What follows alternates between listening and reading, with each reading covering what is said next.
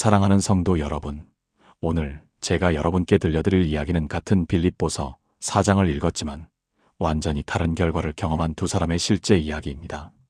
47세 김수진 집사님은 매일 아침 빌립보서 4장을 읽었습니다. 성경을 펼치고 4장 전체를 정성스럽게 읽고 덮었습니다. 하루도 빠짐없이 3개월을 그렇게 읽었지만 그녀의 삶에는 아무런 변화가 없었습니다. 여전히 불안했고 재정 문제는 해결되지 않았으며 가정의 평화는 찾아오지 않았습니다. 왜 말씀을 읽어도 아무 일도 일어나지 않을까요? 그녀는 절망하며 저에게 물었습니다. 그런데 믿음의 가족 여러분, 같은 교회에 다니는 52세 박미영 권사님은 달랐습니다. 그녀도 빌립보서 4장을 읽었습니다. 하지만 그녀는 단순히 읽고 끝내지 않았습니다. 매일 밤 잠들기 전 딱 7일 동안 빌립보서 4장을 소리내어 읽으며 한 구절 한 구절을 자신의 상황에 대입했습니다. 아무것도 염려하지 말라는 말씀을 읽을 때 자신의 구체적인 염려 목록을 하나님께 고백했고, 모든 것을 할 수 있다는 말씀을 읽을 때 자신이 이루고 싶은 것들을 선포했습니다. 놀라운 일이 일어났습니다. 7일째 되는 날, 박 권사님은 20년간 자신을 괴롭히던 불면증에서 완전히 해방되었습니다. 그리고 불가능해 보이던 아들의 취업이 성사되었습니다. 가장 놀라운 것은 그녀의 얼굴에서 평안이 흘러넘쳤다는 것입니다.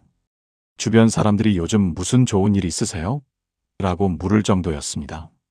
사랑하는 성도 여러분, 이 두 사람의 차이가 무엇이었을까요? 똑같은 빌립보서 4장인데 왜 한 사람은 아무 변화가 없었고 다른 한 사람은 기적을 경험했을까요? 그것은 바로 말씀을 대하는 방식의 차이였습니다. 단순히 눈으로 읽고 지나가는 것과 마음에 새기며 자신의 것으로 만드는 것은 하늘과 땅 차이입니다. 믿음의 가족 여러분, 저는 15년의 목회 기간 동안 수없이 많은 성도들을 상담하고 관찰하면서 한 가지 확실한 사실을 발견했습니다. 빌립보서 4장을 제대로 붙잡은 사람들의 삶에는 반드시 세 가지 기적이 일어난다는 것입니다. 첫째는 마음의 평안이 찾아옵니다. 어떤 상황에서도 흔들리지 않는 초자연적인 평강이 임합니다. 둘째는 돌파구가 열립니다. 막혔던 일들이 풀리고 불가능해 보이던 일들이 가능해집니다. 셋째는 풍요로움이 시작됩니다. 재정적으로, 관계적으로, 영적으로 메마른 삶이 풍성해지기 시작합니다. 오늘 이 영상을 보고 계신 여러분도 지금 김수진 집사님처럼 말씀을 읽어도 변화가 없다고 느끼고 계신가요? 아니면 박미영 권사님처럼 말씀의 능력을 경험하고 싶으신가요? 오늘부터 딱 7일만 잠들기 전 빌립보서 4장을 이 영상에서 알려드리는 방식으로 붙잡아 보십시오. 여러분의 인생에도 반드시 세 가지 기적이 시작될 것입니다. 사랑하는 성도 여러분, 오늘 저녁 이 시간 여러분과 함께 빌립보서 4장을 펼쳐들고 하나님의 놀라운 약속을 나누게 된 것을 진심으로 감사드립니다. 혹시 여러분 중에 요즘 잠들기 전 시간이 가장 힘드신 분 계십니까? 하루 종일 쌓인 걱정과 근심이 베개를 베는 순간 밀려와 잠을 이루지 못하는 분들이 계실 겁니다. 저도 목회 초기에 교회 재정 문제와 성도들의 아픔을 안고 밤마다 천장만 바라보던 시간들이 있었습니다. 그때 제게 위로가 되었던 말씀이 바로 오늘 우리가 함께 나눌 빌립보서 4장입니다. 빌립보서는 사도 바울이 로마 감옥에 갇혀 있을 때 쓴 편지입니다. 상상해 보십시오. 차가운 감옥 바닥에 앉아 내일의 생사도 알 수 없는 상황에서 바울은 무엇을 썼을까요? 놀랍게도 그는 기쁨과 평안에 대해 기록했습니다. 빌립보서 4장 4절은 이렇게 시작합니다. 주 안에서 항상 기뻐하라. 내가 다시 말하노니 기뻐하라. 여기서 항상이라는 단어를 주목해야 합니다. 헬라어 원문으로 판토테인데 이는 모든 때에 모든 상황에서라는 뜻입니다. 바울은 좋은 상황에서만 기뻐하라고 말하지 않았습니다. 감옥에서도 고난 중에도 불확실한 미래 앞에서도 기뻐하라고 명령합니다. 이것이 바로 오늘 제목에서 말씀드린 첫 번째 기적입니다. 상황을 초월하는 기쁨의 기적입니다. 우리는 보통 기쁨을 환경의 산물로 생각합니다. 좋은 일이 생기면 기쁘고 나쁜 일이 생기면 슬픕니다. 그러나 성경이 말하는 기쁨은 그런 것이 아닙니다. 이것은 환경과 무관하게 우리 안에 거하시는 성령님으로부터 오는 초자연적인 은혜입니다. 갈라디아서 5장 22절이 말하는 성령의 열매 중 첫 번째가 바로 사랑이고 두 번째가 희락, 즉 기쁨입니다. 그렇다면 우리는 어떻게 이 기쁨을 경험할 수 있을까요? 빌립보서 4장 6절과 7절에 그 비밀이 있습니다.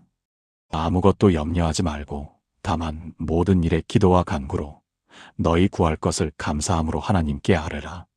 그리하면 모든 지각에 뛰어난 하나님의 평강이 그리스도 예수 안에서 너희 마음과 생각을 지키시리라. 이 말씀을 자세히 살펴보면 네 가지 핵심 요소가 있습니다. 첫째, 아무것도 염려하지 말고입니다. 헬라어로 메덴 메림나테인데 이는 단순히 걱정하지 말라는 소극적 명령이 아니라 염려를 적극적으로 내려놓으라는 의미입니다. 염려는 우리 마음을 갉아먹는 좀벌레와 같습니다.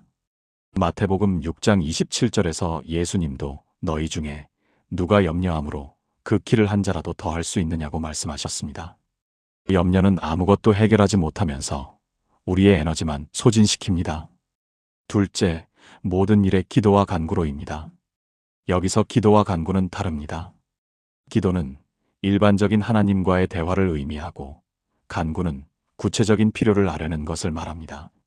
하나님은 우리의 일반적인 예배와 찬양도 받으시지만 동시에 우리 삶의 구체적이고 실제적인 문제들에도 관심을 가지고 계십니다. 아이가 학교에서 겪는 어려움, 직장에서의 인간관계, 건강 문제, 재정 문제, 이 모든 것을 하나님께 구체적으로 말씀드리라는 것입니다. 셋째, 감사함으로입니다. 이것이 가장 중요한 부분입니다. 우리는 단순히 구하기만 하는 것이 아니라 감사하면서 구해야 합니다. 왜일까요? 감사는 하나님의 신실하심을 인정하는 믿음의 표현이기 때문입니다. 이미 받은 은혜에 대한 감사, 지금 주시는 은혜에 대한 감사, 앞으로 주실 은혜에 대한 감사가 모두 포함됩니다. 데살로니가전서 5장 18절은 범사에 감사하라. 이것이 그리스도 예수 안에서 너희를 향하신 하나님의 뜻이니라고 말합니다. 넷째, 하나님께 아뢰라입니다. 여기서 아뢰다는 헬라어로 그노리조인데 이는 알리다, 알게 하다는 뜻입니다. 물론 하나님은 이미 우리의 모든 것을 아십니다. 그런데도 왜 아뢰어야 할까요? 이것은 하나님을 위한 것이 아니라 우리를 위한 것입니다. 우리가 우리의 짐을 하나님께 내려놓는 행위, 그 자체가 치유의 과정입니다. 그렇게 할 때 어떤 일이 일어납니까? 7절이 약속합니다. 모든 지각에 뛰어난 하나님의 평강이 그리스도 예수 안에서 너희 마음과 생각을 지키시리라. 여기서 모든 지각에 뛰어난이라는 표현이 중요합니다. 헬라어로 휘페레쿠사 판타 누운인데 이는 모든 이해와 지성을 초월하는 이라는 의미입니다. 즉, 우리가 논리적으로 이해할 수 없는, 설명할 수 없는 평안이 임한다는 것입니다. 믿음의 가족 여러분, 이것이 두 번째 기적입니다. 이해를 초월하는 평안의 기적입니다. 상황은 전혀 변하지 않았는데 마음이 평안해지는 경험, 여전히 문제는 산적해 있는데 잠을 이룰 수 있는 은혜, 이것이 바로 하나님이 주시는 평강입니다. 세상이 주는 평안은 환경이 좋아져야 옵니다. 그러나 하나님이 주시는 평안은 환경과 상관없이 오히려 환경이 최악일 때 더욱 강력하게 임합니다. 그리고 이 평안이 우리의 마음과 생각을 지키신다고 했습니다. 여기서 지키다는 헬라어로 프루레오인데 이는 군사용어로 경비하다, 수비하다는 뜻입니다. 로마 시대의 중요한 성이나 요새에는 항상 경비병이 서 있었습니다. 하나님의 평강이 바로 그런 역할을 한다는 것입니다. 우리의 마음과 생각을 지키는 영적 경비병처럼 말입니다. 사탄은 우리의 생각을 공격합니다. 의심, 두려움, 절망의 생각을 주입하려 합니다. 그러나 하나님의 평강이 우리를 지킬 때 그런 부정적인 생각들이 우리 마음의 성벽을 넘지 못합니다. 계속해서 8절을 보겠습니다. 끝으로 형제들아 무엇에든지 참되며 무엇에든지 경건하며 무엇에든지 오르며 무엇에든지 정결하며 무엇에든지 사랑받을 만하며 무엇에든지 칭찬받을 만하며 무슨 덕이 있든지 무슨 기림이 있든지 이것들을 생각하라. 바울은 여기서 우리의 생각을 어디에 집중해야 하는지 구체적으로 가르쳐 줍니다. 우리의 생각은 우리의 감정을 만들고 감정은 행동을 만들고 행동은 습관을 만들고 습관은 인격을 만들고 인격은 운명을 만듭니다. 잠언 23장 7절은 그 마음의 생각이 어떠하면 그 위인도 그러한직이라고 말합니다. 그래서 우리가 무엇을 생각하느냐가 그토록 중요한 것입니다. 바울은 8가지 범주의 좋은 생각거리를 제시합니다. 참된 것, 경건한 것, 옳은 것, 정결한 것, 사랑받을 만한 것, 칭찬받을 만한 것, 덕 있는 것, 기림받을 만한 것입니다. 지금 생각해보면 제가 신학교를 막 졸업하고 첫 교회를 개척했을 때가 떠오릅니다. 2010년 봄이었습니다. 서울 외곽의 작은 상가 건물 2층을 월세로 얻어 시작했는데 첫 주일 예배에 참석한 사람이 제 가족 4명을 포함해서 단 7명이었습니다. 그나마도 다음 주에는 2명이 빠져서 5명이 되었습니다. 저는 매일 밤 잠들기 전에 천장을 보며 이런 질문을 했습니다. 하나님, 제가 정말 목회자로 부르심을 받은 것이 맞습니까? 제가 길을 잘못 선택한 것은 아닙니까? 그때 한 선배 목사님이 저에게 빌립보서 4장을 묵상하라고 권했습니다. 저는 매일 밤 잠들기 전 빌립보서 4장을 읽고 묵상하기 시작했습니다. 처음에는 그저 의무적으로 읽었습니다. 하지만 일주일쯤 지나자 변화가 시작되었습니다. 주 안에서 항상 기뻐하라는 말씀이 제 마음에 들어왔습니다. 상황이 좋아서가 아니라 주 안에서 기뻐할 수 있다는 것을 깨달았습니다. 교인 수가 적다는 것, 재정이 부족하다는 것, 이런 것들이 제 기쁨의 근거가 아니라는 것을 알게 되었습니다. 그리고 아무것도 염려하지 말라는 말씀이 제게 임했습니다. 저는 매일 밤 교회 재정, 성도들의 반응, 다른 목회자들의 시선, 이런 것들을 염려했습니다. 그런데 이 말씀을 반복해서 듣다 보니 제가 염려하는 것들이 실제로는 하나도 제 손에 있지 않다는 것을 깨달았습니다. 교회를 세우시는 분은 제가 아니라 하나님이십니다. 마태복음 16장 18절에서 예수님도 내가 내 교회를 세우리니라고 하셨습니다. 내가가 아니라 주님이 세우신다는 것을 받아들이는 순간 제 어깨에 무거운 짐이 내려갔습니다. 사랑하는 성도 여러분, 이것이 3번째 기적입니다. 관점이 바뀌는 기적입니다. 같은 상황을 보는데 전혀 다른 의미로 보이기 시작하는 것입니다. 문제가 사라진 것이 아닙니다. 그러나 문제를 보는 제 눈이 바뀌었습니다. 이전에는 이 문제를 내가 어떻게 해결하지? 라고 생각했다면 이제는 하나님, 이 상황에서 당신은 무엇을 하고 계십니까? 라고 묻게 되었습니다. 그 이후로 15년이 흘렀습니다. 그 작은 개척교회는 지금 500명이 모이는 교회가 되었습니다. 그러나 그것보다 더 중요한 것은 제가 배운 이 원리입니다. 잠들기 전 빌립보서 4장을 묵상하는 습관은 지금도 계속되고 있습니다. 그리고 놀랍게도 이 원리를 성도들에게 나누기 시작하면서 수많은 간증이 쏟아져 나왔습니다. 작년 2024년 가을, 우리 교회 42세 김정민 집사님의 이야기를 나누고 싶습니다. 그는 대기업에 다니는 중간 관리자였는데 회사 구조 조정으로 인해 명예퇴직 대상자 명단에 올랐습니다. 그에게는 대학생 아들과 고등학생 딸이 있었고 부모님 병원비도 책임지고 있었습니다. 그는 매일 밤 불안과 두려움에 시달렸고 불면증이 심해져서 수면제를 먹기 시작했습니다. 저는 그와 상담하면서 7일 동안 빌립보서 4장을 자기 전에 소리내어 읽어보라고 권했습니다. 그냥 읽는 것이 아니라 자신의 상황에 적용하면서 읽으라고 했습니다. 김 집사님은 처음에는 반신반의했지만 실천했습니다. 그는 나중에 이렇게 고백했습니다. 목사님, 3일째 되던 날 신기한 경험을 했습니다. 아무것도 염려하지 말라는 말씀을 읽는데 갑자기 내가 왜 아직 일어나지도 않은 일을 걱정하고 있지? 라는 생각이 들었습니다. 그리고 감사함으로 하나님께 아뢰라는 부분에서 멈췄습니다. 감사할 게 뭐가 있나 싶었는데 곰곰이 생각해보니 감사할 것이 너무 많았습니다.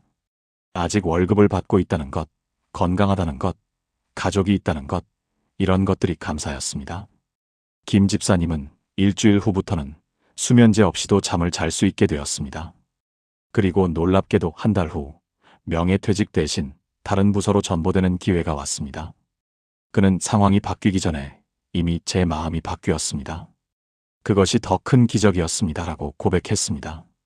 올해 초인 2025년 1월에는 30세 이수진 청년의 간증이 있었습니다. 그는 결혼을 앞두고 있었는데 갑자기 약혼자가 파혼을 통보했습니다. 이미 예식장 계약도 하고 신혼집도 계약한 상태였습니다. 그는 완전히 무너졌습니다. 교회도 나오지 않고 방에만 틀어박혀 지냈습니다. 청년부 리더들이 그를 찾아갔고 빌립보서 4장 말씀을 나누었습니다. 수진 청년은 처음에는 말씀이 귀에 들어오지 않았다고 했습니다. 그러나 어머니의 간곡한 권유로 자기 전에 빌립보서 4장을 읽기 시작했습니다. 5일째 되던 날 8절 말씀이 그의 마음을 사로잡았습니다. 무엇에든지 참되며 무엇에든지 경건하며 무엇에든지 오르며 무엇에든지 정결하며 무엇에든지 사랑받을 만하며 무엇에든지 칭찬받을 만하며 무슨 덕이 있든지 무슨 기림이 있든지 이것들을 생각하라. 수진 청년은 깨달았습니다. 자신이 파혼의 아픔, 분노, 원망, 이런 부정적인 생각에만 사로잡혀 있었다는 것을 말입니다. 그는 의도적으로 감사할 것들을 찾기 시작했습니다. 결혼 전에 상대방의 진심을 알게 된 것, 더 큰 상처를 입기 전에 관계가 정리된 것, 이런 것들이 오히려 감사라는 것을 발견했습니다. 현재 수진 청년은 다시 신앙생활을 회복하고 청년부에서 간증 사역을 하고 있습니다. 믿음의 가족 여러분, 빌립보서 4장은 현대를 사는 우리에게 너무나 실제적인 말씀입니다. 우리는 복잡한 세상에 살고 있습니다. 경제적 불안, 관계의 어려움, 건강 문제, 미래에 대한 두려움, 이런 것들이 우리를 압박합니다. 특히 밤에 잠들기 전 그 시간이 가장 힘듭니다. 낮 동안에는 바쁘게 살아가느라 잊고 지내던 걱정들이 어둠과 함께 밀려옵니다. 그러나 빌립보서 4장은 우리에게 다른 방법을 제시합니다. 염려를 내려놓고 기도와 감사로 하나님께 나아가고 좋은 것에 생각을 집중하라고 말합니다. 이것은 단순한 긍정적 사고가 아닙니다. 이것은 하나님의 성품과 약속에 근거한 믿음의 선택입니다.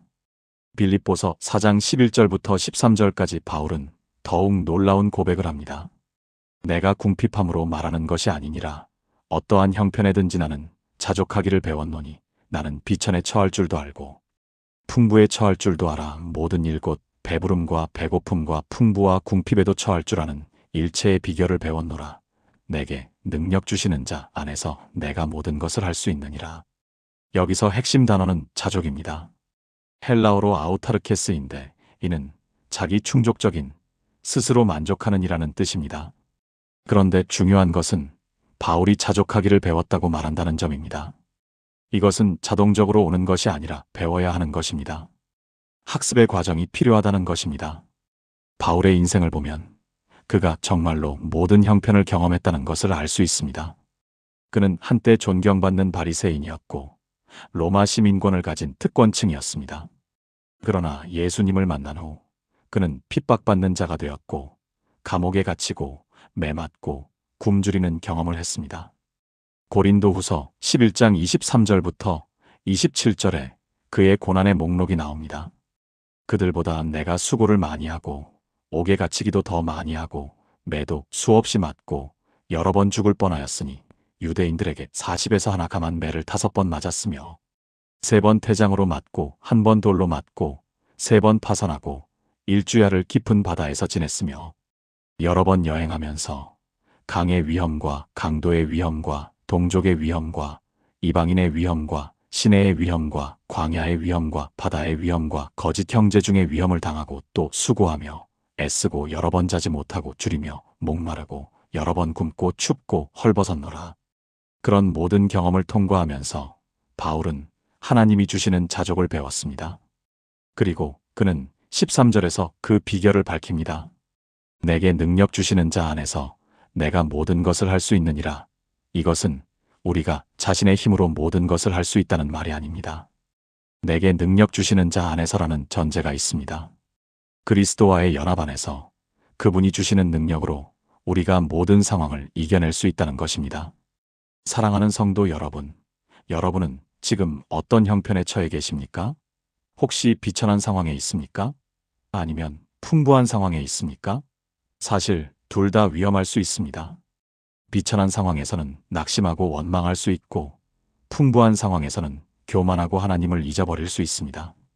그러나 자족을 배운 사람은 어떤 상황에서든 하나님을 붙잡고 평안을 유지할 수 있습니다. 경기도 수원에 사시는 67세 최영희 권사님의 최근 간증을 나누고 싶습니다. 최 권사님은 작년 2024년 여름에 유방암 3기 진단을 받았습니다. 의사는 수술과 항암 치료를 권했고 투병 과정이 최소 1년은 걸릴 것이라고 했습니다. 최 권사님은 처음에는 큰 충격을 받았습니다. 자녀들은 이미 다 결혼해서 분가했고 남편과 단둘이 사는데 이제 손자들과 행복한 노년을 보내려던 계획이 무너진 것 같았습니다. 그런데 최 권사님은 수십 년간 신앙생활을 하면서 익힌 습관이 있었습니다. 매일 밤 잠들기 전 성경을 읽는 것이었습니다. 암 진단을 받은 날 밤 그는 빌립보서 4장을 펼쳤습니다. 아무것도 염려하지 말고 다만 모든 일에 기도와 간구로 너희 구할 것을 감사함으로 하나님께 아뢰라. 그리하면 뭐든지 가게. 사랑하는 성도 여러분, 제가 지난주에 만난 42세 김정훈 집사님 이야기를 나누고 싶습니다. 이분은 서울 송파구에서 작은 건축자재 회사를 운영하시는데 작년 말부터 올해 초까지 정말 견디기 힘든 시간을 보내셨습니다. 협력업체 2곳이 연달아 부도가 나면서 대금 회수가 불가능해졌고 직원들 월급도 제때 주지 못하는 상황까지 왔습니다. 김 집사님은 매일 밤 잠자리에서 회사를 정리해야 하나, 직원들에게 어떻게 말해야 하나 하는 생각에 잠을 이루지 못했다고 합니다. 그런데 제가 이분에게 권했습니다. 딱 일주일만 잠들기 전에 빌립보서 4장을 소리내어 읽어보시라고요. 처음에는 반신반의하셨지만 첫날 밤 4장 6절을 읽는데 눈물이 쏟아졌다고 합니다. 아무것도 염려하지 말고 다만 모든 일에 기도와 간구로 너희 구할 것을 감사함으로 하나님께 아뢰라. 이 말씀이 마치 하나님께서 직접 자신의 이름을 부르시며 말씀하시는 것 같았다는 겁니다. 그래서 그날 밤부터 회사 장부를 펼쳐놓고 하나하나 하나님께 올려드리기 시작했습니다. 하나님, 이 외상대금 3천만 원, 제 힘으로는 받을 방법이 없습니다. 하나님의 손에 맡깁니다. 그런데도 지금까지 저희 가족을 지켜주신 것 감사합니다. 이렇게 구체적으로 기도하기 시작했다는 겁니다. 놀라운 일은 사흘째 되던 날 일어났습니다. 6개월 동안 연락이 두절됐던 거래처 사장님에게서 갑자기 전화가 왔습니다. 그분도 자금난으로 힘들었는데 다른 사업이 잘 풀려서 밀린 대금 일부를 입금하겠다는 겁니다. 그 금액이 정확히 이번 달 직원 월급에 해당하는 액수였습니다. 김 집사님은 그 순간 하나님께서 자신의 기도를 듣고 계셨다는 확신이 들었다고 합니다. 그리고 일주일 동안 매일 밤 빌립보서 4장을 읽으며 기도하는 동안 마음속 깊은 곳에서 평안이 찾아왔습니다. 상황이 완전히 해결된 것은 아니었지만 더 이상 두려움에 짓눌리지 않게 된 겁니다. 바울이 빌립보서 4장 19절에서 이렇게 선포합니다.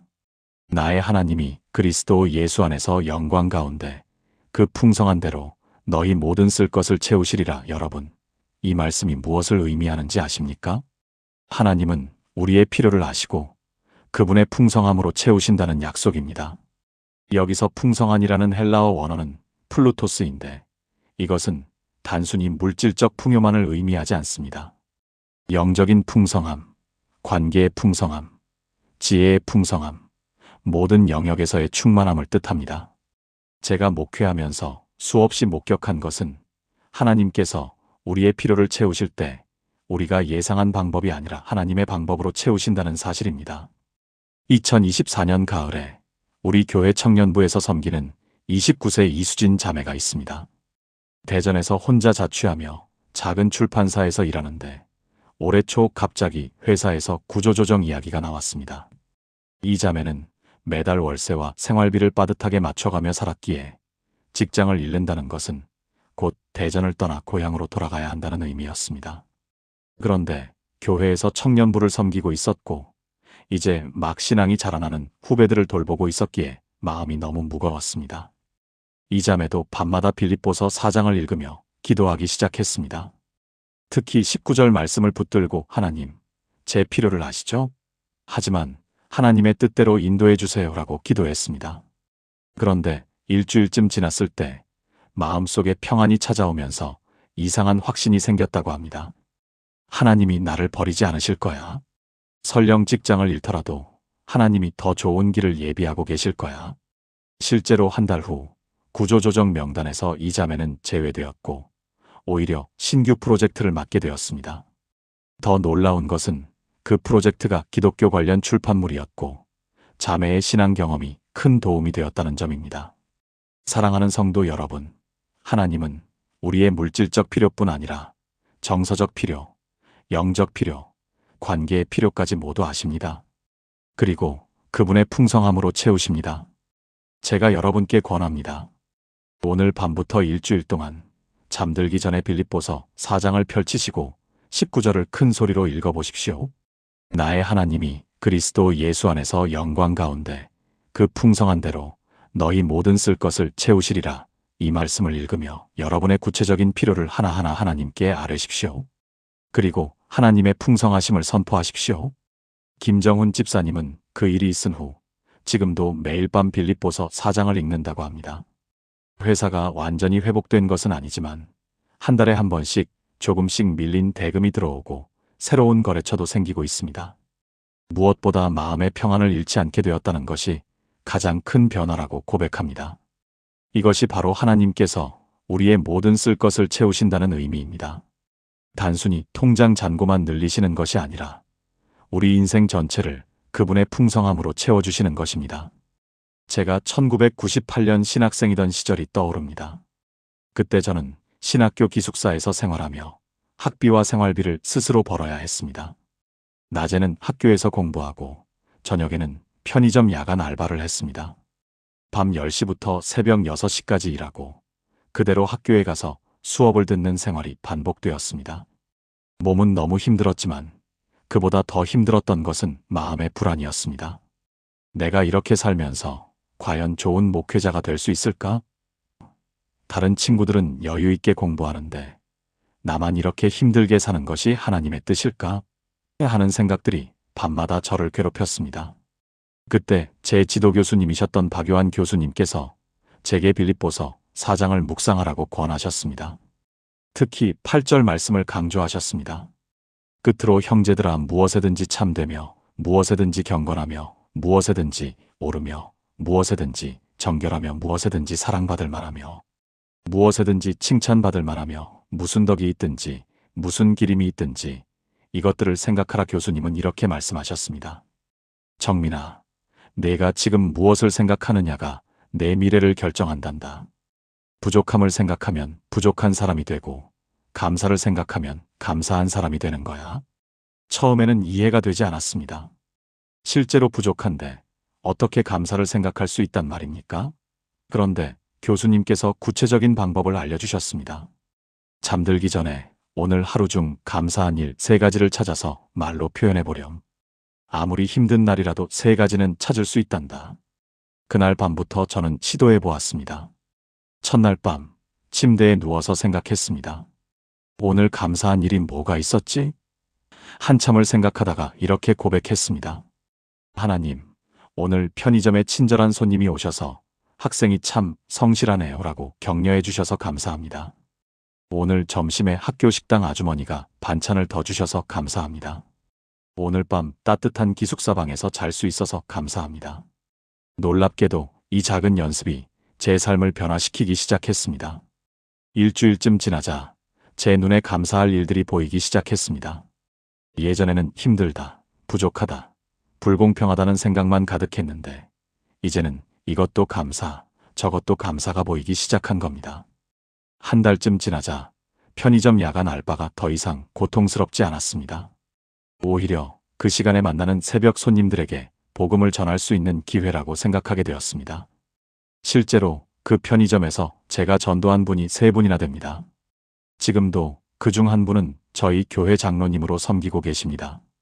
믿음의 가족 여러분, 바울이 빌립보서 4장 8절에서 말한 이것들을 생각하라는 명령은 단순한 긍정적 사고가 아닙니다. 이것은 영적 전쟁입니다. 우리의 생각은 우리의 감정을 만들고, 감정은 행동을 만들고, 행동은 습관을 만들고, 습관은 인격을 만들고, 인격은 운명을 만듭니다. 그래서 사탄은 우리의 생각을 공격합니다. 불평, 불만, 원망, 두려움, 걱정의 생각을 심어놓으려 합니다. 하지만 하나님은 우리에게 다른 것을 생각할 능력을 주셨습니다. 2025년 1월에 상담했던 37세 최영희 권사님 이야기를 해드리겠습니다. 경기도 안양에 사시는 이분은 남편의 사업 실패 후 혼자 아이 둘을 키우며 식당 주방에서 일하고 계십니다. 아침 6시에 출근해서 밤 10시에 퇴근하는 고된 일상이 반복되자 이분은 심한 우울증에 빠졌습니다. 내 인생은 왜 이 모양일까? 나만 이렇게 힘들게 사는 것 같다. 다른 사람들은 다 행복해 보이는데 하는 생각에 사로잡혔습니다. 심지어 출근길에 교통사고라도 나서 이 고통에서 벗어났으면 좋겠다는 생각까지 했다고 합니다. 그런 최 권사님에게 제가 이 말씀을 나눴습니다. 빌립보서 4장 8절 무엇에든지 참되며 경건하며 옳으며 정결하며 사랑받을 만하며 칭찬받을 만한 것을 생각하라는 말씀입니다. 그리고 구체적인 과제를 드렸습니다. 일주일 동안 매일 밤 잠들기 전에 오늘 하루 중 감사한 일 5가지를 찾아서 노트에 적으라고요. 처음에는 목사님, 제 인생에 감사할 게 어디 있습니까? 라고 반문하셨습니다. 하지만 제가 말했습니다. 권사님, 딱 일주일만 해보세요. 아무리 작은 것이라도 좋으니 5가지씩 찾아보세요. 첫날 밤, 최 권사님은 1시간 넘게 고민하다가 겨우 5가지를 적었다고 합니다. 1. 오늘 다치지 않고 일을 마쳤다. 2. 아이들이 아프지 않았다. 3. 저녁 식사를 할 수 있었다. 4. 따뜻한 잠자리가 있다. 5. 내일 아침에 일할 직장이 있다. 정말 평범한 내용이었습니다. 그런데 셋째 날쯤 되니까 조금씩 달라지기 시작했습니다. 1. 주방장님이 오늘 일찍 퇴근하라고 하셨다. 2. 큰아이가 학교에서 칭찬받았다고 기뻐했다. 3. 길에서 옛날 친구를 우연히 만나 반가웠다. 4. 저녁에 예쁜 노을을 봤다. 5. 교회 소그룹에서 기도해준 자매들 생각이 났다. 일주일이 지날 때쯤 최 권사님은 감사 제목이 너무 많아서 5개만 고르기 어렵다고 말씀하셨습니다. 목사님, 이상한 일이 일어났어요. 지난달 저를 찾아온 48세 박진수 장로님이 이렇게 말문을 여셨습니다. 수원에서 중소기업을 운영하시는 이분은 지난 1년 동안 사업상 큰 어려움을 겪으셨습니다. 주거래 기업이 해외로 공장을 이전하면서 발주량이 70%나 줄었고 직원 절반을 정리해야 하는 아픈 결정도 해야 했습니다. 그런 상황에서 박 장로님은 심한 불면증에 시달렸습니다. 잠자리에 들면 온갖 걱정이 밀려와서 새벽 3시, 4시까지 뒤척이다가 결국 수면제를 먹어야 겨우 잠들 수 있었다고 합니다. 그런데 목사님이 설교 시간에 일주일 동안 자기 전에 빌립보서 4장을 읽으라고 하셨잖아요. 저도 반신반의하며 시작했어요. 첫날 밤에 읽는데 빌립보서 4장 7절이 제 가슴을 쳤습니다. 그리하면 모든 지각에 뛰어난 하나님의 평강이 그리스도 예수 안에서 너희 마음과 생각을 지키시리라. 목사님, 모든 지각에 뛰어난이라는 표현이 무슨 뜻인지 아십니까? 박 장로님의 눈빛이 살아있었습니다. 저는 고개를 끄덕이며 대답했습니다. 네, 장로님. 그 말씀은 헬라어로 휘페레쿠사인데 우리의 이해를 초월한다는 뜻입니다. 우리가 이해할 수 없는 방식으로 하나님의 평강이 우리를 지켜주신다는 약속이지요. 박 장로님이 계속 말씀하셨습니다. 맞아요. 그래서 저는 이렇게 기도했어요. 하나님, 제가 이해할 수 없어도 괜찮습니다. 하나님의 평강이 제 마음을 지켜주십시오. 그런데 신기하게도 그날 밤에 잠이 왔어요. 수면제 없이요. 처음에는 우연이라고 생각했어요. 그런데 둘째 날, 셋째 날도 마찬가지였어요. 빌립보서 4장을 읽고 기도하면 어느새 잠이 들었어요. 일주일이 지나고 나니까 제 안에 뭔가 변화가 일어난 것을 느꼈습니다. 상황은 전혀 변하지 않았는데 제 마음이 평안해진 거예요. 사랑하는 성도 여러분, 이것이 바로 3번째 기적입니다. 하나님의 평강이 우리의 마음과 생각을 지켜주시는 기적입니다.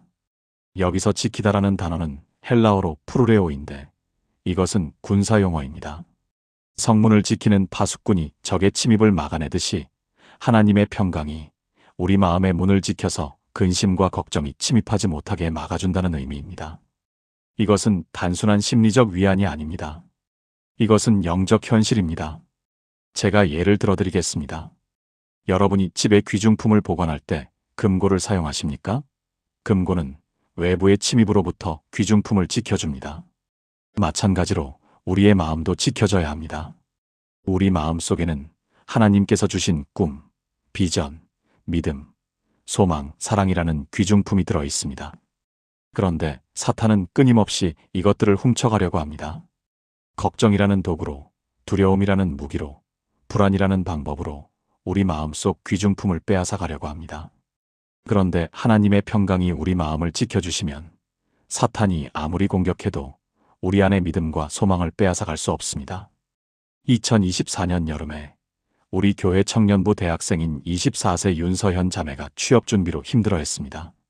서울에서 대학을 다니는 이 자매는 졸업을 앞두고 40여 곳에 입사 지원서를 냈지만 번번이 떨어졌습니다. 친구들은 하나둘 취직이 되어 가는데 자신만 남겨진 것 같아 우울증까지 왔습니다. 특히 밤에 잠들기 전 시간이 가장 힘들었다고 합니다. 나는 쓸모없는 사람이 아닐까? 내게 재능이 없는 걸까?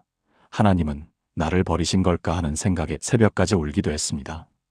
청년부 리더가 이 자매에게 권했습니다. 일주일 동안 자기 전에 빌립보서 4장을 읽고 특히 7절을 암송하며 기도하라고요. 윤 자매는 처음에는 별로 기대하지 않았지만 다른 방법이 없었기에 시도해 보았습니다. 첫날 밤 침대에 누워 빌립보서 4장 7절을 소리내어 읽었습니다. 그리하면 모든 지각에 뛰어난 하나님의 평강이 그리스도 예수 안에서 너희 마음과 생각을 지키시리라 읽는 순간 마음속 깊은 곳에서 뭔가 따뜻한 것이 올라왔습니다. 눈물이 나왔지만 이전의 슬픈 눈물이 아니라 위로받는 눈물이었습니다. 셋째 날 밤 윤자매는 이상한 경험을 했습니다. 또다시 나는 쓸모없는 사람이야 라는 생각이 떠올랐는데 즉시 빌립보서 4장 7절 말씀이 생각났습니다. 하나님의 평강이 내 마음과 생각을 지키신다. 그 순간 나는 쓸모없는 사람이야 라는 생각이 거짓말처럼 사라졌습니다. 대신 나는 하나님께서 지으신 귀한 존재야 라는 생각이 들었습니다. 이것이 바로 하나님의 평강이 우리 생각을 지켜주시는 방식입니다. 부정적 생각이 침입하려고 할 때 하나님의 평강이 파수꾼처럼 서서 막아주시는 겁니다. 일주일 후 윤자매는 여전히 취업이 되지 않았습니다. 하지만 더 이상 불안하지 않았습니다. 하나님께서 가장 좋은 때에 가장 좋은 곳으로 인도하실 거야라는 확신이 생겼습니다. 그리고 2달 후 정말로 좋은 회사에 합격했습니다. 나중에 인사 담당자가 말하기를 면접 때 윤자매의 눈빛이 다른 지원자들과 달랐다고 했습니다. 불안해하지 않고 차분하고 평안한 모습이 인상 깊었다는 겁니다. 믿음의 가족 여러분, 하나님의 평강은 이 세상이 줄 수 없는 것입니다. 요한복음 14장 27절에서 예수님께서 말씀하셨습니다. 평안을 너희에게 끼치노니 곧 나의 평안을 너희에게 주노라. 내가 너희에게 주는 것은 세상이 주는 것과 같지 아니하니라. 세상이 주는 평안은 조건부입니다. 돈이 많을 때, 건강할 때, 일이 잘 풀릴 때만 평안합니다. 하지만 하나님의 평강은 무조건적입니다. 환경이 어떻든, 상황이 어떻든 우리 안에 머무르며 우리를 지켜주는 평안입니다. 오늘 밤부터 일주일 동안 잠드실 겁니다. 사랑하는 성도 여러분, 지금까지 우리가 함께 나눈 빌립보서 4장의 말씀들이 여러분의 마음속에 깊이 새겨지셨기를 바랍니다. 오늘 밤 제가 마지막으로 나누고 싶은 것은 바로 이것입니다.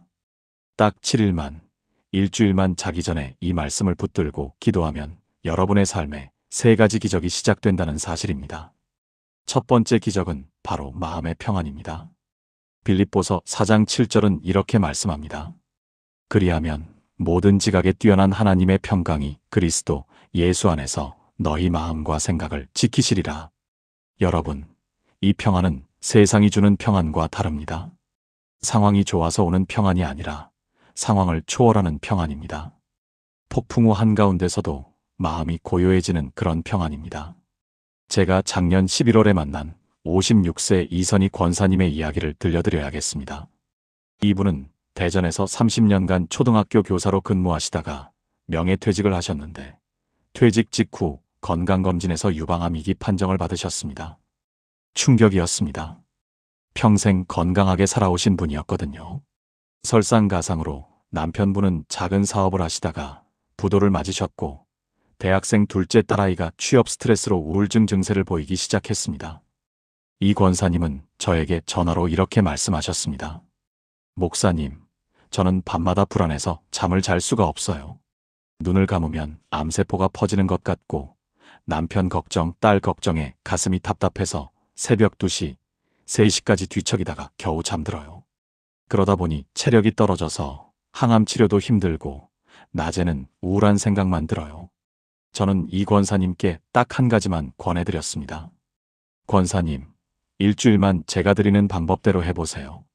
잠들기 전 침대에 누워서 빌립보서 4장 4절부터 13절까지를 천천히 소리내어 읽으세요. 그리고 6절 말씀대로 아무것도 염려하지 말고 지금 가장 불안한 것 3가지를 하나님께 감사하며 기도로 아뢰세요. 암 때문에 불안하면 하나님, 암을 발견하게 하셔서 감사합니다. 치료받을 수 있어서 감사합니다라고 기도하세요. 처음에 이 권사님은 목사님, 암이 감사하다고요? 그게 말이 됩니까? 라고 반문하셨습니다. 하지만 저는 단호하게 말씀드렸습니다. 권사님, 지금 감사할 수 없다고 생각하시죠? 그래서 더욱 감사 기도를 하셔야 합니다. 감사는 감정이 아니라 선택입니다. 믿음의 결단입니다. 3일째 되던 날 밤, 이 권사님께서 문자를 보내셨습니다. 목사님, 오늘은 새벽 2시에 깼는데 다시 잠들 수 있었어요. 기적 같아요. 5일째 되던 날에는 목사님, 오늘 항암 치료 받으러 가는데 마음이 이상하게 평온해요. 무섭지 않아요? 라고 하셨습니다.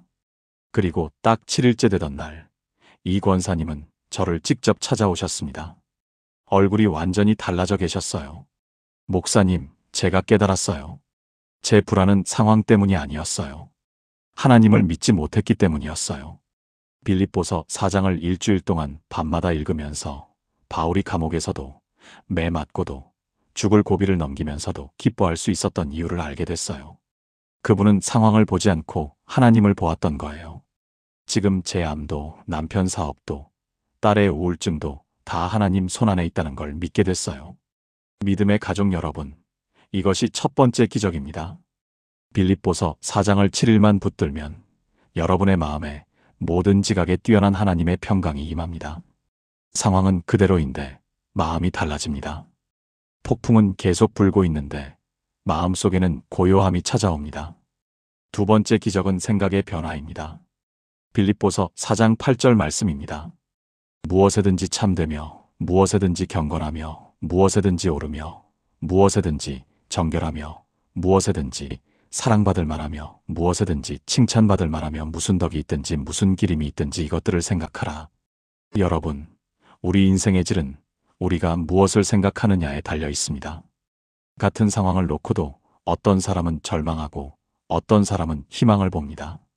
왜 그럴까요? 생각이 다르기 때문입니다. 빌립보서 4장을 일주일 동안 자기 전에 묵상하면 여러분의 생각 패턴이 바뀌기 시작합니다.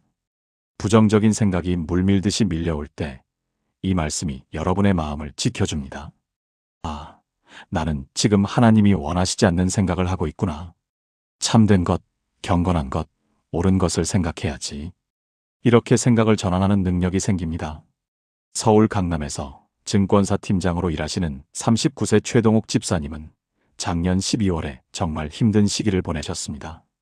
회사 구조조정으로 팀원 절반을 해고해야 하는 상황이었는데 그 중에는 같이 10년을 일한 후배도 있었고 가장 역할을 하는 직원들도 있었습니다. 이 집사님은 밤마다 내가 이렇게 잔인한 사람이구나. 나는 실패한 리더야라는 생각에 시달렸습니다. 저는 이 집사님께 말씀드렸습니다. 집사님, 지금 집사님의 생각은 사탄이 심어놓은 거짓말입니다. 빌립보서 4장 8절이 뭐라고 합니까? 참된 것을 생각하라고 했습니다. 집사님이 구조조정을 결정한 게 아니라 회사가 결정한 겁니다. 집사님은 그 안에서 최선을 다해 공정하게 처리하려고 애쓰고 계신 거예요. 그게 참된 것입니다. 일주일 동안 이 집사님은 잠들기 전 빌립보서 4장 8절을 반복해서 읽고 묵상했습니다. 그리고 자신에 대한 부정적인 생각이 올라올 때마다 이것은 참된 생각인가? 경건한 생각인가? 라고 스스로에게 물었습니다. 놀랍게도 일주일 후 이 집사님은 구조조정 과정을 지혜롭게 마무리했을 뿐 아니라 해고된 직원들을 위해 재취업 연결망을 만들어주고 퇴직금 외에 개인적으로 격려금을 전달하는 아름다운 일을 해내셨습니다. 목사님, 제 생각이 바뀌니까 제 행동도 바뀌더라고요. 예전 같으면 죄책감에 짓눌려서 아무것도 못했을 텐데 이번에는 내가 할 수 있는 최선이 뭘까?를 생각하게 됐어요. 그게 바로 빌립보서 4장 8절의 능력이에요. 세 번째 기적은 능력의 회복입니다. 빌립보서 4장 13절, 여러분도 다 아시는 그 유명한 말씀입니다. 내게 능력 주시는 자 안에서 내가 모든 것을 할 수 있느니라. 이 말씀이 단순히 긍정적인 구호가 아닙니다. 이것은 영적 현실입니다. 여러분이 일주일 동안 빌립보서 4장을 붙들고 기도하면 여러분 안에 계신 성령님이 여러분에게 능력을 부어주시기 시작합니다. 할 수 없다고 생각했던 일들이 가능해집니다. 포기하려던 꿈들이 다시 살아납니다. 나는 안 돼서 하나님 안에서 나는 할 수 있어로 바뀝니다. 인천에서 미용실을 운영하시는 44세 한미선 권사님은 작년에 코로나 여파로 가게 운영이 너무 어려워져서 폐업을 결심하셨습니다. 15년간 정성껏 일궈온 가게였지만 손님이 절반으로 줄고 월세는 그대로인 상황에서 더 이상 버틸 수 없다고 판단하셨던 거죠. 그런데 폐업 서류를 준비하던 어느 날 밤, 이 권사님은 우연히 유튜브에서 빌립보서 4장 설교를 듣게 되셨습니다. 그 설교에서 목사님이 7일만 이 말씀을 붙들고 기도해 보라고 하시더랍니다. 이 권사님은 어차피 폐업할 거 일주일 해보지 뭐라는 심정으로 시작하셨대요. 첫날 밤 빌립보서 4장 13절을 읽는데 눈물이 쏟아졌다고 합니다. 내게 능력 주시는 자 안에서 내가 모든 것을 할 수 있느니라. 이 말씀이 미선아, 너는 할 수 있어. 나를 믿어라는 하나님의 음성처럼 들렸다는 겁니다.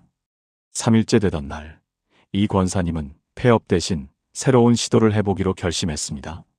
SNS 마케팅을 배워서 인스타그램에 미용실 소식을 올리기 시작했고 단골 손님들에게 일일이 안부 문자를 보냈습니다. 5일째에는 새로운 메뉴를 기획했고 7일째에는 근처 아파트 단지의 전단지를 직접 돌리러 나갔습니다. 그로부터 석 달 후 믿을 수 없는 일이 일어났습니다. 손님이 서서히 늘기 시작하더니 인스타그램을 보고 찾아오는 젊은 손님들이 생겼고 입소문을 타고 예약이 밀리기 시작했습니다. 지금 이 권사님의 미용실은 인천 지역에서 손꼽히는 핫플레이스가 됐습니다. 목사님, 제가 깨달은 게 있어요. 저는 제 능력으로 할 수 있는 게 없었어요. 그래서 포기하려고 했던 거예요. 그런데 빌립보서 4장 13절이 말하는 것처럼 내게 능력 주시는 하나님 안에서는 모든 게 가능했어요. 제가 바뀐 게 아니라 하나님의 능력이 제 안에서 역사하신 거예요. 사랑하는 성도 여러분, 바로 이것입니다. 빌립보서 4장을 딱 7일만 자기 전에 읽고 기도하면 이 세 가지 기적이 여러분의 삶에서 시작됩니다. 마음의 평안, 생각의 변화, 능력의 회복. 이것은 제가 지어낸 이야기가 아닙니다. 지난 15년간 목회하면서 제가 직접 목격한 수많은 간증들입니다. 여러분, 지금 이 시간 결단하십시오. 오늘 밤부터 딱 7일만 해보십시오. 잠들기 전 10분만 투자하십시오. 침대에 누워서 빌립보서 4장을 천천히 읽으십시오. 그리고 6절 말씀대로 아무것도 염려하지 말고 기도하십시오. 8절 말씀대로 참되고 경건하고 옳은 것을 생각하십시오. 13절 말씀을 선포하십시오. 내게 능력 주시는 자 안에서 내가 모든 것을 할 수 있느니라. 7일 후 여러분은 분명히 다른 사람이 되어 있을 것입니다. 여러분의 상황은 하루아침에 바뀌지 않을 수 있습니다. 하지만 여러분의 마음은 확실히 달라져 있을 것입니다. 그리고 그 마음의 변화가 결국 여러분의 상황을 바꾸는 시작점이 될 것입니다. 사랑하는 하늘 아버지, 오늘도 우리에게 생명의 말씀을 허락하시고 빌립보서 4장을 통해 위로와 소망을 주심에 감사드립니다. 하나님 아버지, 지금 이 기도에 함께하는 모든 성도들이 혹시 염려와 근심으로 잠 못 이루는 밤을 보내고 있다면 빌립보서 4장 6절의 약속을 붙들게 하옵소서. 아무것도 염려하지 말고 다만 모든 일에 기도와 간구로 너희 구할 것을 감사함으로 하나님께 아뢰라. 이 말씀이 우리의 불안과 두려움을 잠재우는 능력의 말씀이 되게 하옵소서. 하나님, 우리가 경제적인 어려움으로 힘들어할 때, 건강의 문제로 고통받을 때, 자녀 문제로 눈물 흘릴 때, 관계의 상처로 아파할 때, 사업의 실패로 좌절할 때, 빌립보서 4장 11절부터 13절의 바울의 고백이 우리의 고백이 되게 하옵소서. 어떠한 형편에든지 나는 자족하기를 배웠노니 내게 능력 주시는 자 안에서 내가 모든 것을 할 수 있느니라. 주님, 오늘 밤부터 7일 동안 우리가 잠들기 전 이 말씀을 붙들고 기도할 때 모든 지각에 뛰어난 하나님의 평강이 우리의 마음과 생각을 지켜주시옵소서. 우리의 생각이 부정적인 것에서 긍정적인 것으로, 절망에서 소망으로, 두려움에서 믿음으로 바뀌게 하옵소서. 특별히 지금 폐업을 고민하는 사업자들, 건강검진 결과를 기다리며 불안해하는 이들, 가정의 위기를 겪고 있는 부부들, 자녀의 미래를 걱정하는 부모들, 취업 앞에서 좌절하는 청년들 모두에게 빌립보서 4장의 능력이 임하게 하옵소서. 하나님, 우리가 감사할 수 없는 상황 속에서도 감사를 선택할 수 있는 믿음을 주시옵소서. 기뻐할 수 없는 환경 속에서도 주 안에서 항상 기뻐할 수 있는 은혜를 부어주시옵소서. 우리의 약함이 하나님의 강함으로 바뀌고 우리의 무능함이 하나님의 능력으로 채워지는 역사가 일어나게 하옵소서. 이 모든 기도를 우리 주 예수 그리스도의 이름으로 기도드립니다. 아멘. 사랑하는 성도 여러분, 오늘 우리가 함께 나눈 빌립보서 4장의 말씀이 여러분의 가슴 깊이 새겨지셨기를 바랍니다. 이 말씀은 단순히 듣고 은혜 받는 것으로 끝나서는 안 됩니다. 반드시 실천해야 합니다. 오늘 밤부터 시작하십시오. 침대 옆 탁자에 성경을 펼쳐놓으십시오. 아니면 스마트폰 성경 앱을 켜두십시오. 잠들기 전 딱 10분만 투자하십시오. 빌립보서 4장 4절부터 13절까지를 천천히 소리내어 읽으십시오. 그리고 그날 하루 가장 염려되고 불안했던 일을 하나님께 기도로 아뢰십시오. 단 6절 말씀대로 감사함으로 아뢰십시오. 처음에는 어색할 수 있습니다. 이게 뭐가 달라지겠어? 라는 생각이 들 수도 있습니다. 하지만 속지 마십시오. 그것은 사탄이 여러분의 변화를 막으려는 방해 공작입니다. 하나님의 말씀은 살아있고 운동력이 있어서 좌우의 날선 어떤 것보다도 예리합니다. 여러분이 이 말씀을 읽고 기도하는 순간 보이지 않는 영적 세계에서는 엄청난 변화가 일어나고 있습니다. 제가 목회하면서 깨달은 한 가지 진리가 있습니다. 하나님의 말씀은 시간차를 두고 역사한다는 것입니다. 씨앗을 뿌리면 바로 열매가 맺히지 않습니다. 땅 속에서 보이지 않게 싹이 트고 뿌리가 내리고 줄기가 자라는 과정이 필요합니다. 그런 다음에야 열매가 맺힙니다. 빌립보서 4장도 마찬가지입니다. 오늘 하루 읽었다고 내일 당장 기적이 일어나지 않을 수 있습니다. 하지만 7일 동안 꾸준히 이 말씀을 붙들고 기도하면 여러분의 영혼 깊은 곳에서 변화가 시작됩니다. 마음의 평안이 찾아오고 생각이 바뀌고 능력이 회복됩니다. 그리고 그 변화는 여러분의 가정으로, 직장으로, 사업장으로, 학교로 확산됩니다. 여러분이 달라지면 여러분을 둘러싼 환경도 달라지기 시작합니다. 이것이 하나님 나라의 원리입니다. 안에서 밖으로, 보이지 않는 것에서 보이는 것으로 역사하십니다. 믿음의 가족 여러분, 제가 이 메시지를 준비하면서 가장 많이 기도한 것이 있습니다. 하나님, 이 말씀을 듣는 모든 사람들이 단순히 듣고 끝나는 것이 아니라 반드시 실천하게 해주세요. 저는 여러분 한 분 한 분이 빌립보서 4장을 통해 인생의 전환점을 맞이하시기를 간절히 바랍니다. 혹시 지금 너무 힘들어서 7일도 기다릴 수 없다고 느끼시는 분이 계십니까? 하루하루가 버겁고 내일이 두렵습니까? 그렇다면 더욱더 이 말씀을 붙드십시오. 빌립보서 4장 13절을 큰 소리로 선포하십시오. 내게 능력 주시는 자 안에서 내가 모든 것을 할 수 있느니라. 이 고백이 여러분의 입술에서 나올 때 하늘의 능력이 여러분에게 임합니다. 여러분, 제가 15년 목회하면서 확신하게 된 것이 있습니다. 하나님은 절대로 우리를 포기하지 않으신다는 것입니다. 우리가 포기할 때도, 우리가 넘어질 때도, 우리가 실패할 때도 하나님은 여전히 우리를 사랑하시고 우리를 붙드십니다. 빌립보서 4장은 바로 그 하나님의 신실하심을 보여주는 말씀입니다. 오늘 이 영상이 여러분에게 도움이 되셨다면 아래 좋아요 버튼을 꼭 눌러주시기 바랍니다. 여러분의 좋아요 하나하나가 더 많은 사람들에게 이 귀한 말씀이 전달되는 통로가 됩니다. 그리고 구독 버튼과 알림 설정도 꼭 해주세요. 앞으로도 여러분의 신앙생활에 실제적인 도움이 되는 말씀들을 계속해서 나누겠습니다. 또한 여러분 주변에 지금 힘들어하는 분들이 계시다면 이 영상을 꼭 공유해 주십시오. 카카오톡으로, 문자로, SNS로 보내주십시오. 여러분의 작은 나눔 하나가 누군가에게는 인생을 바꾸는 전환점이 될 수 있습니다. 댓글로 여러분의 간증을 나눠주셔도 좋습니다. 빌립보서 4장을 7일 동안 실천하신 후 어떤 변화가 있었는지, 어떤 은혜를 받으셨는지 꼭 나눠주세요. 여러분의 간증이 다른 분들에게 큰 격려가 될 것입니다. 저도 댓글을 통해 여러분과 소통하며 기도하겠습니다. 사랑하는 성도 여러분, 이제 오늘의 말씀을 마무리하려고 합니다. 마지막으로 빌립보서 4장 4절의 말씀으로 여러분을 축복합니다. 주 안에서 항상 기뻐하라. 내가 다시 말하노니 기뻐하라. 여러분, 주님 안에서 항상 기뻐하십시오. 상황을 보지 말고 주님을 바라보십시오. 환경에 흔들리지 말고 말씀 위에 굳게 서십시오. 오늘 밤부터 7일 동안 빌립보서 4장과 함께 하시기 바랍니다.